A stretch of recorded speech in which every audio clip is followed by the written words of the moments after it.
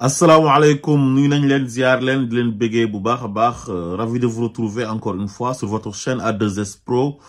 avec un immense plaisir. Continuez leen di abonner bés cloche de notification bi su ko defee bépp vidéo bu ñu dugal ngeen mën ko am à temps réel. Bu leen fàtte di like vidéo bi maanaam di ko aimer bu baax a baax di bés ci pouce bi baaraam bi dafay tax vidéo bi dafay sori ba ku ne man cee jot. Bu leen fàtte tamit di ko partager waaye tamit di ko commenter. Comme on a l'habitude de le faire, wax sur ce qui concerne l'actualité politique sénégalaise, tay nak dañuy wax sur les sorties intempestives et incendiaires de Maître Moussa Diop envers Ousmane Sonko. Bobu légui dal mu ngi attaquer Ousmane Sonko rek quoi. Moussa Diop, ce que tu dois savoir mooy Ousmane Sonko dafa dëñ ci yow, xam nga dëñ. Xam nga léeg-léeg nit dafay dëñ ci yow mais il faut nga nekk nandite pour xam ko mooy li yàlla waxoon yéefar yi ci suratu tawba baraatun min allahi wa rasulihi ila allazina aahadtum min al mushrikin yàlla dafa wax foofu noonu mu ne baraatun ak dëñ la maanaam génn ci nit minallahi bu tukkee ca yàlla wa rasulihi ak yonentem bi mooy yonentu yàlla Muhammad sallallahu alayhi wa sallam ila lazina ña nga xam ne ahadtum kóllëre wonte nañ maanaam dañoo kóllëre wante woon ak ñoom minal mushrikina jëm ci ña nga xamante ni ay yéefar lañ dañoo weddi maanaam ni yàlla waxee woon ne moom dëñ na ci yéefar yi ci pacte bi nga xam ne yonent bi signé woon na ko ak ñoom mu ànd ak yonent bi dëñ ci ñoom yow Moussa Diop danga war a xam ne Ousmane Sonko noonu la dëñee ci yow yenn yi xel moo koy mottali xam nga lu waral loolu Moussa Diop da nga nekk nit koo xam ne tu es versatile et tu n'es pas honnête. Te Ousmane Sonko dafa am benn trahison bu metti bu mu sibir ci ay nit yoo xam ne dafa amoon ci ñoom confiance am ci ñoom yaakaar jàppee leen comme boppam ñu war ko benn ci Barthélemy Diaz ak ñeneen nit waaye bu Barthélemy Diaz bi moo gën a metti moo gën a salte moo gën a bon te yow li mu defal Barthélemy Diaz bu la ko defaloon tu peux faire même pire que Barthélemy Diaz ñun dañoo xam nit yow bëggoo Ousmane Sonko Moussa Diop maanaam yow da nga am jalousie ci Ousmane Sonko te loolu ñu mën a sellu dëgg xam nañ ko parce que yow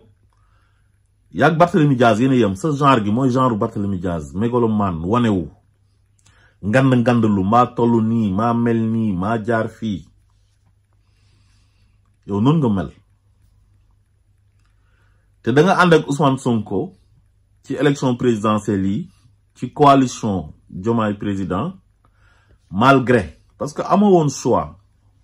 tu n'avais pas le choix Moussa Diop parce que xamoo ngeen na coalition boobu noonu c'est une coalition gagnante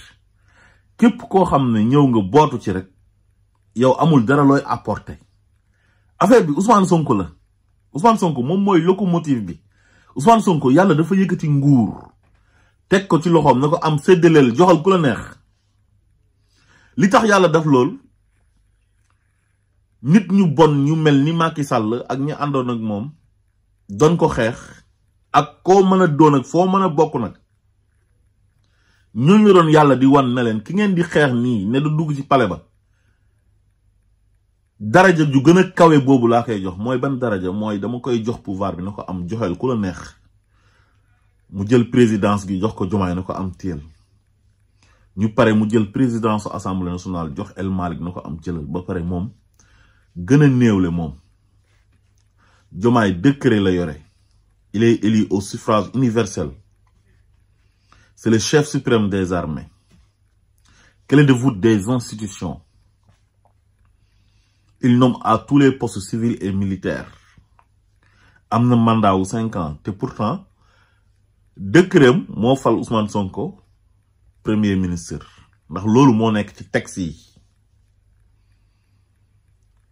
El Malick tamit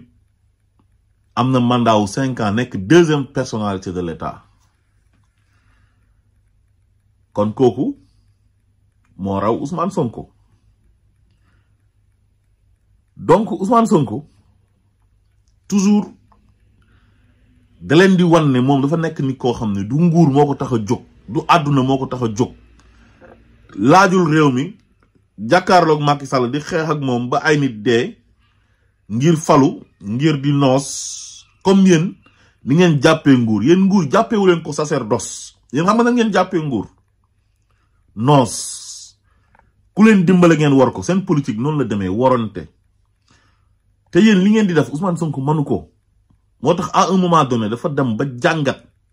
ba xam ne yéen nekku leen ay nit ñu baax te fi mu gën a jàngatee mooy bi ñu ko tëjee kaso mu xam ne jaratul muy ànd ak yéen moom xam ne li ko yàlla may léegi na dem rek ànd moom kenn ak waa Pastef ak peuple sénégalais bi nga xam ne ñoom ñoo ko gëm bëgg ko ba li mu leen laaj ñu jox ko fu mu leen oo ñu uyu ko macha allah. léegi li ko dal nag dafa am lu mu ci jàngee lu bari parce que da leen doon dimbale ci générosité am mais malheureusement daf ci am ñoo xam ne au fond ñoom bëgguñ ko dañ doon ànd ak moom di def semblance ñi di ànd ak moom pour intérêt bu ñu amee intérêt boobu trahir ko. ñu déglu maître Moussa Diop bi Ousmane Sonko nekkee kaso wax yu ñaaw yi mu ko doon wax nga xam ne kii dafa nekkoon ci tànk jàmbu Ousmane Sonko. L'organisation de la vie politique entre le président finissant et sortant et ceux qui aspirent mais qui sont d'une immaturité, je pèse mes mots, immaturité par leurs actes, je ne dis pas par ce qu'ils sont, je respecte leur personne, mais les actes qu'ils posent font que aujourd'hui je considérais qu'ils ne sont pas des hommes d'État. Ce manque d'expérience sur certaines choses loo xam ne tamit nekkoo de ce domaine-là il faut écouter tes conseils moo ko indil lii yëpp malheureusement parce que kuy xeex ak ku la ëpp doole da nga koy ëpp xel mais doo fa gàtt sa tey ma rey la wala nga ma rey la de mortal combat de cooki final. L'État c'est pas uniquement Macky Sall. Il y a les forces de défense et de sécurité nga xam ne booy xeex ak Macky Sall sax ñooy jaar si digg bi jéem leen teqale jéem a indi paix indi nu maintien de l'ordre mais bu fekkee ñoom sax bàyyi woo leen lu nekk li ñuy dégg bu cooki bàyyi ñu bàyyi la ñu door la et puis doyal foofu bés bu ñu defee élection fii kan mooy décider na kii moo gagné wala gagnéwul c'est la justice mais bu fekkee lu nekk li ñuy dégg te ñoom bokkuñu si ñenn ñi rek ñooy peut-être la ñu soupçonné d'être manipulé mais li la fay bàyyi loolu nag boo bëggee nekk homme d'état da nga koy xam te boo toogee ba nga ku ñu convoqué mu ñëw raison pour laquelle bu ñu la convoqué il faut y aller. Les décisions de justice, une décision de justice a été rendue dans les conditions qu'on sait. Moom il n'a pas voulu aller se défendre et quand on ne va pas se défendre la conséquence tu subis. C'est ça qui se passe aujourd'hui. Ensuite, non, mais l'union du code de procédure pénale aux articles 238 et suivant du code de procédure pénale, c'est clair et net. Aujourd'hui, c'est un imbroglio, on le reconnaît. Voilà. Parce que quand on le juge par contumace, la conséquence, on sait. Parce que le délai, tu constitues prisonnier, il doit être audience, mais c'est le faux.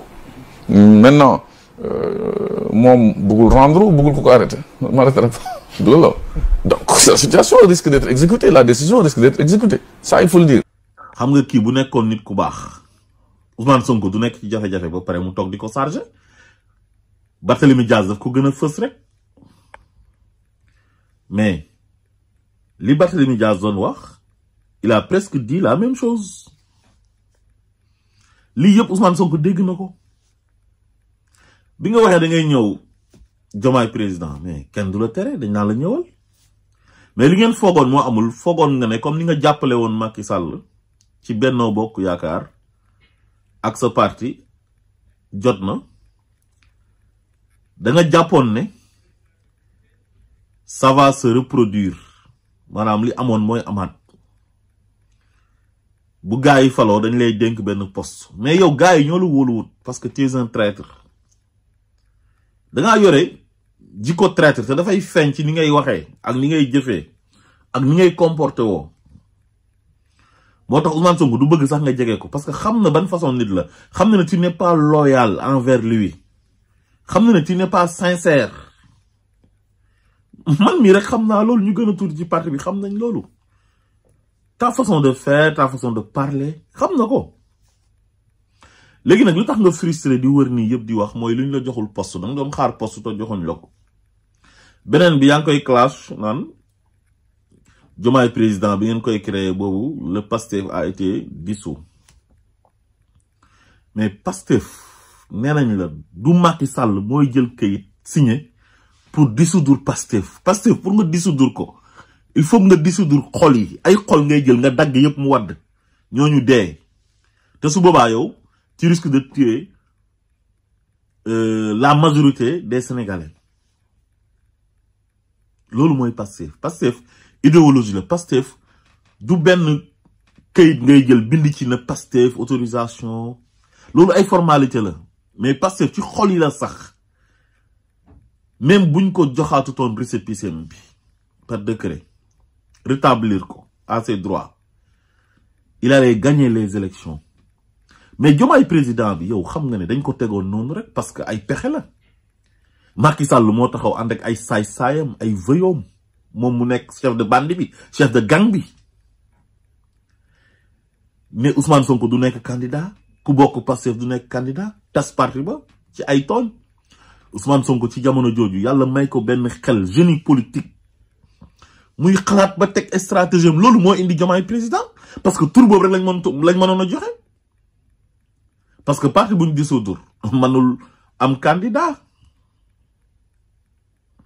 su fekkee da ngaa bokk ci benn parti boo xam ne dañ ko dissoudre fekk deful 1 an yow mënoo nekk candidat indépendant kon Diomaye il était obligé de former ou de créer une coalition pour aller à la conquête du pouvoir mais yéen du ngeen ci dara ba tey Diomaye président boobu noonu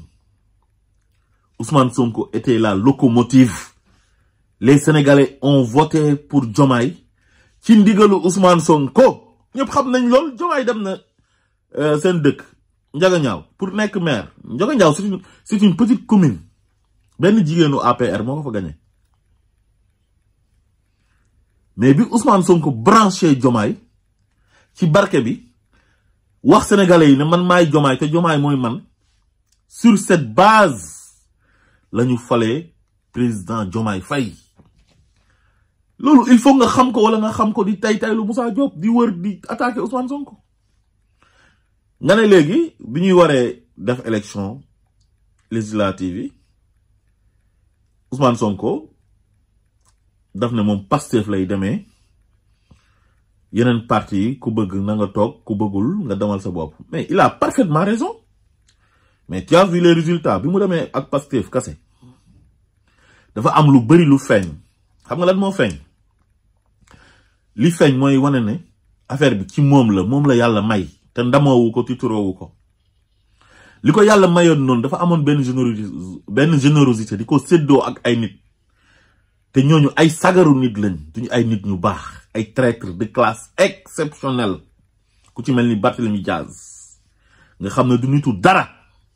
jaam léegi lu mu wane mooy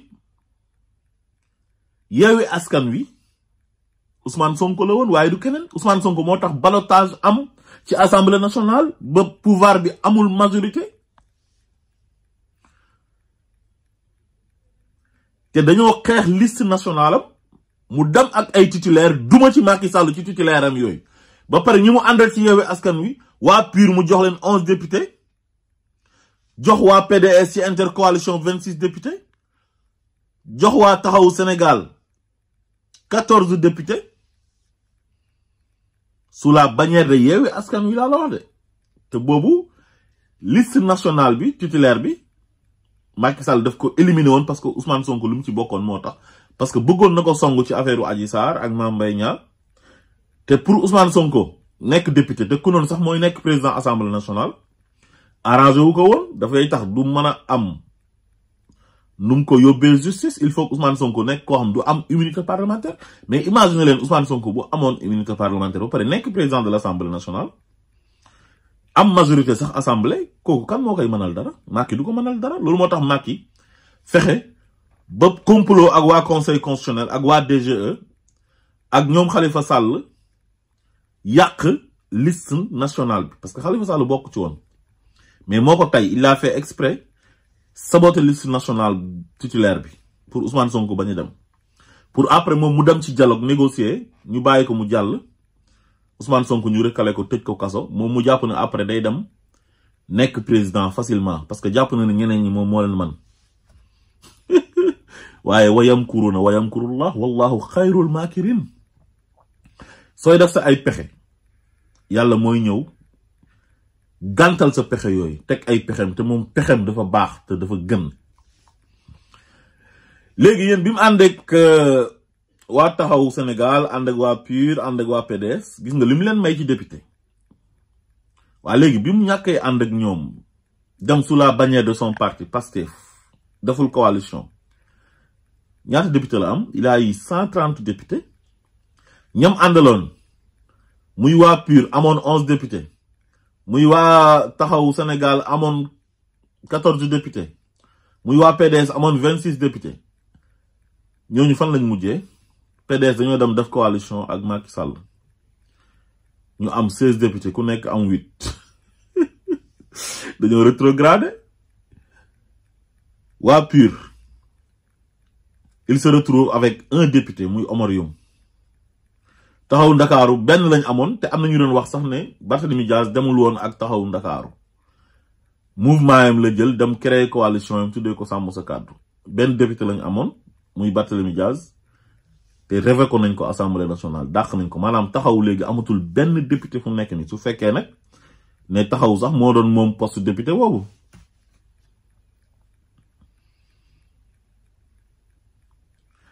kon xam ngeen ne mbir mi ci Ousmane Sonko la te loolu yàlla moo ko may zalika fadlullah yuuti man yasha wallahu zul fadlul azim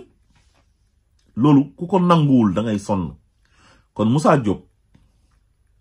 yow yaag gars yi comme 6 ak 9 rek yéen a yem yaag Barthélémy Dias lii Ousmane Sonko defal Barthélémy Dias nii fexe ba mu nekk maire de Dakar bu doon yow la tamit comme comportement bu Barthélémy Dias am nii noonu ngay am mooy arrogance bi reewaande gi ak trahison bu gën a bon sax boo moytul mën nga xaa def yéen façon politique bi ngeen di def dafa xew yi c'est révolu Sénégal dépassé nañ ay politique gu wor ay incohérence ay tay nga wax lii suba nga wax lële Ousmane Sonko mënul loolu mënul di ànd ak nit tey tagg la bu subaa mu xas la te yow si loolu rek nga nekk yow tey nga tagg suba Ousmane Sonko suba nga attaqué ko yaa ngi wax taayale naan da nga bëggoon a jubale Ousmane Sonko ak Barthélémy Dias parce que yow bi nga amee problème ak Barthélémy Dias ba porté ko plainte pour diffamation te loolu mënoon na ci ñàkk éligibilité am c'était à l'approche des élections locales de 2022 et législatives de 2022 tamit ku noonu moom du ci nekk candidat suñ ko condamné woon moom Barthélémy Dias Ousmane Sonko intervenir ne pour nga retirer sa plainte bi léegi nag nga ne yow tamit da nga war a jubale Ousmane Sonko ak Barthélémy Dias mais c'est pas les mêmes cas yi du benn c'est pas les mêmes cas Barthélémy Dias fu mu àgg ak Ousmane Sonko diggante bi dafa dégradé wu te Ousmane Sonko nekkul nit koo xam ne danga koy def lu bon ba pare muy ëlbatikuwaat di ñëw di ànd ak yow mën na la baal nag comme bépp jullit mais diggante boobu mënatu la baax parce que Barthélémy Dias dafa saltel diggante bi daf ko ñaawal dafa wane ñàkk ngor dafa wane mbon wane fa traître gi mu doon bu nekk ci deretam wane fa reewaande wane fa violence arrogance xamadi goo xamante ni kenn xamul fu mu yem yow imaginez nit fexe ba nga nekk maire de Dakar te kooku mënoon a nekk moom candidat jël maire bi parce que Sénégal ñi ëpp ci Sénégalais yi Ousmane Sonko la ñu àndal lu mu soxla ci Sénégal instant bi da koy am bu ko neexoon mu jël maire bi bu ko neexoon mu jox ko Abbas Fall mais Barthélémy Dias la tànn parce que dafa bëggoon Barthélémy Dias moom dafa amoon cofeel ci Barthélémy Dias waa Pastef dañ ko doon mere sax ndax Barthélémy Dias parce que waa Pastef ñu bëri xam nañ ne waa ji traître la mais Sonko dafa amoon nattu ci waa ji loolu day am léeg-léeg gis nit bëgg ko te yàlla tax mais am na loo xam ne bu la ko defee nag da nga koy bàyyi du la def yenn yi ba pare yéene la nga nekk ci kaso bi pour pourrir en prison loolu la ko doon wax jaar ci suuf ànd ak sa noon Macky Sall bi nga xam ne daf la bëggoon a éliminer politiquement en utilisant des armes non conventionnelles Barthélémy Dias dem xaritoog kooku di teg ay diilam pour Khalifa Sall nekk candidat ñu jàpp ne après ñoom dañuy dem élection gagner facilement léegi Ousmane Sonko ñun on s'en fout malgré fu ñu jaar malgré lu ma defal sama yoon nekku ci léegi di ko saaga di ko xas di ko chargé ba finalement dafa ci élection législative yi passé dafa am ci Ousmane Sonko benn haine viscérale bu ëpp boo xam ne mënu sax contrôler haine bi mu am ci moom mu dem uti ji ay armes pour di songu ay nitu Ousmane Sonko pour ray leen dem Saint-Louis ñu ne ko Ousmane Sonko ba bu déggee turu Ousmane Sonko sax day mel ni xol bi day dagg mu agressé ay nit lâchement foo ko fekk ci campagne bi talul sax wax programme am moo borom bopp bu gudd bu mu àndaloon les haineux Thierno Bocoum ak Pape Djibril Fall nga xam ne moom c'est un morné politique Ousmane Sonko suba Ousmane Sonko ngoon Ousmane Sonko bëccëg ndax soxor ak bon ak xol bu tàng waaw nit dina la yéene ba yéene la yow nga dee yéene la nga nekk kaso te danga kaa defal lu baax su fekkoon daf la wor rek toog noppi sax may la jàmm mais war la ba pare ëlbatiku di la saaga wax ya nga doon wax démb waa APR di ko jël di ko monter ay ku deese yaay juraat mu ne yow yaa ko wax te loolu ñëpp xam nañ ne waxee woo ko noonu gatsa bi mu ngi ci àndoon parce que ñëwoon na Kër Massar mortel combat bi àndoon na ci d'accord na ci ak Ousmane Sonko di ko ooy sama doomi ndey si Ousmane Sonko ñëwee fenn mu naan ko bojo yi seen bàyyi ñëw na kaay leen seetaan léegi mu jëlaat les mêmes expressions de Ousmane Sonko bi mu ko wooree di utiliser loolu péjorativement te mu ngi ko doon magnifier tant que Ousmane Sonko di wax ko ku ko gën a bon amul ci àdduna man de Ousmane Sonko sax dafa baax pour man waaye man loolu ku ma ko defoon man dinaa am beneen comportement bu gën a bon bu Ousmane Sonko am nii sax actuellement Barthélémy Dias du nit ku baax nit ku bon la te li ko dal ci Barthélémy Dias nag xam na ne bu collaborer ak yow il va subir le même sort moo tax mu jël distance xamal sa bopp nga jël sa yoonu bopp nga bàyyi Ousmane Sonko Moussa Diop nga noppalu asalaamaaleykum wa rahmatullah